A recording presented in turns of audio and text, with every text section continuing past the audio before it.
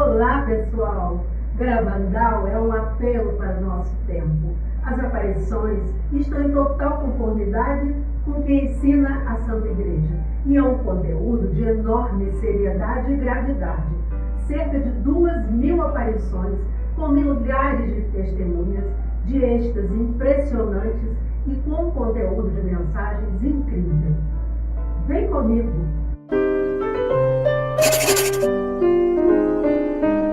Conchita narrava o íntimo trato das videntes com Nossa Senhora. Precisam ver como a Virgem é humana. Às vezes repetia de brincadeira as nossas expressões erradas e fazia para que tivéssemos confiança. Mas nós já tínhamos, desde o primeiro momento. Com ela se pode falar sobre tudo. Um dia ela nos disse que estivéssemos sempre limpas, porque ela também se preocupava com isso quando vivia na terra. Quanta delicadeza, educando as meninas para a sua missão. Houve uma experiência terna de Loli. O fato se deu na madrugada de 4 para 5 de novembro de 1962. Mais ou menos às 3 da madrugada, o vento começou a ficar forte, com perigo de tempestade. A mãe da menina mandou que ela fosse recolher a roupa que havia ficado estendida lá fora. Loli obedeceu, mas estava com medo de ter que sair de casa naquela hora. Se dirigindo para a porta com a lanterna acesa, entrou em êxtase, benzeu-se repetidas vezes, deu seu crucifixo para pessoas beijarem e saiu pouco depois.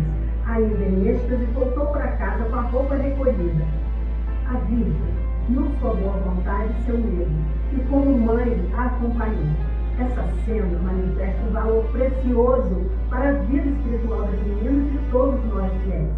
A contínua presença, a atenção do amor de Deus, expresso aqui por meio da Virgem, até nas coisas mais simples da vida.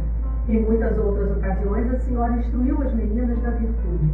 Repetia frequentemente que jamais elas deviam colocar-se no centro. Durante os êxtases, a Virgem muitas vezes não olhava exatamente para elas, mas para longe, para as pessoas que estavam atrás. Conchita lhe perguntou o que estava olhando. A Virgem respondeu: olho para os meus filhos. As aparições não eram só para as videntes. A teologia explica que as graças místicas não são para a santificação própria de quem as recebe, mas para a utilidade espiritual do próximo. Em 13 de novembro de 1965, a Virgem disse: venho por todos os meus filhos com o desejo de atraí-los para os nossos corações. Dá-me tudo o que eles trazem para que eu beije para eles. Conta-me coisas sobre os meus filhos. Eu tenho todos debaixo do meu manto. Em 1º de agosto de 1961, as meninas apresentaram ao público uma oração que tornaria-se característica de Garabandal, de suas consciências, de uma maturidade que se formava. Ao rezar a Ave Maria, na Santa Maria faziam um precioso acréscimo. Santa Maria, Mãe de Deus e Mãe Nossa, rogai por nós pecadores, agora e na hora de nossa morte. Amém. Nossa Senhora não lhes permitiu empregar essa forma em público. Disse a elas que até as aparições não serem autorizadas pela Igreja, a fizessem somente em particular. Mostrava assim, como em outras ocasiões, uma deferência para com a hierarquia eclesiástica e assim ensinava às meninas. A Virgem, com frequência, se colocava no nível das meninas, a tratando como verdadeiras filhas, com a paciência e o amor próprios da maternidade. Conchita escreveu: a Virgem ri muito, não nos inspira nenhum medo. Muito mais do que uma mãe, ela é boa como alguém que, além de ser mãe, é a melhor amiga, porque podemos dizer a ela tudo o que se passa na nossa cabeça e ela nos compreende e nos ajuda. Com uma mãe, a gente não se sente tão livre, tão confiante como com a Santíssima Virgem. Ninguém confessa suas próprias faltas à mãe, nem revela os defeitos ocultos. Ela nos chama pelos nossos apelidos. não me chama de Concepción, e sim de Conchita, nem Dolores, mas Loli. A senhora, contudo, não vinha apenas para formá-las pacientemente. Enaltecia a família, a dedicação da educação dos filhos. As brincadeiras e aparentes banalidades constituem uma pedagogia para o divino, com a qual doutrinava, preparava e fortalecia as almas das pequeninas para as difíceis tarefas que as esperavam. Assim foi, por exemplo, numa tarde de agosto de 1961, 2 meses depois do começo das aparições. Nesse dia, a aparição durou 1 hora e para elas parecia 1 minuto. Conchita escreveu: Ela nos disse: eu vou rezando primeiro, vocês me seguem.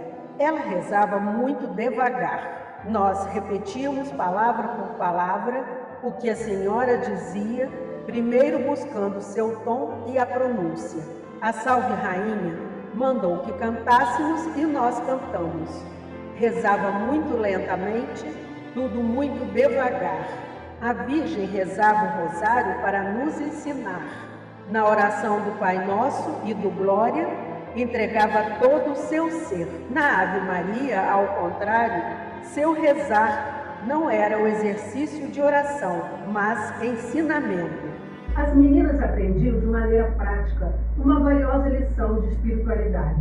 A santidade não está só em rezar muitas orações, mas em submergir profundamente numa relação pessoal com Deus por meio da oração. O médico da região, o Dr. Mulher, que demonstrava total descrença nas aparições, subiu até lá. Estava cansado de ouvir que o peso das meninas mudava durante os êxtases. Na aparição, agarrou Conchita, cansou de mexer com ela e nesse momento houve ali 3 milagres. No princípio, ele não conseguia levantá-la. Depois, a levantou de tal forma, ela com as pernas dobradas, que a elevou muito alto com o braço, numa altura de 1,5 metros a 2 metros. Pôs a mão para segurá-la e não conseguiu. Ele ficou com as mãos para cima para quando ela descesse pegá-la, mas não conseguiu apoiar. Não conseguiu apoio para segurar a menina e ela caiu no chão num golpe impressionante. Como não poderia levantá-la nem segurá-la se a menina pesava 30 ou 31 quilos? Ele mesmo confirmou os fatos extraordinários por carta ao jesuíta Ramon André. Deu um diagnóstico de epilepsia, doença que dificilmente poderia se encaixar com esse episódio. De fato, as meninas não manifestavam sintoma de nenhuma doença, nem pareciam cansadas. Pareciam cada dia mais saudáveis. Depois de 3 meses de transes, com fenômenos quase diários, com tantas horas da noite em vigília, encontravam-se completamente normais. Brincavam como todas as outras meninas, fazendo grandes caminhadas, algumas mais de 5 quilômetros, ajudavam nas tarefas de suas casas, iam à escola, agiam como qualquer outra menina da sua idade e ambiente. Os transes podiam ocorrer à tarde, como às 3, 4 ou 6 da manhã, e ninguém poderia dizer que elas estavam cansadas. Durante o dia, sempre vinham pessoas para interrogá-las. Alguns médicos constataram, com assombro, esse vigor inexplicável das vidências. O jesuíta Ramon André escreve: Logo se vê que a paciência das meninas é muito grande. As pessoas, quando as veem, as tocam, cortam até pedacinhos de seus cabelos, dão rosários, medalhas e alianças de casamento para que levem para a Virgem beijar ou pedem objetos beijados. Querem tirar fotografias e nunca as vi aborrecidas. Perguntei uma vez, por que não se aborrecem? E me responderam, a Virgem nos disse para sermos educadas e respondermos a todos o que perguntarem, se pudermos. Por hoje é só. Até o próximo capítulo.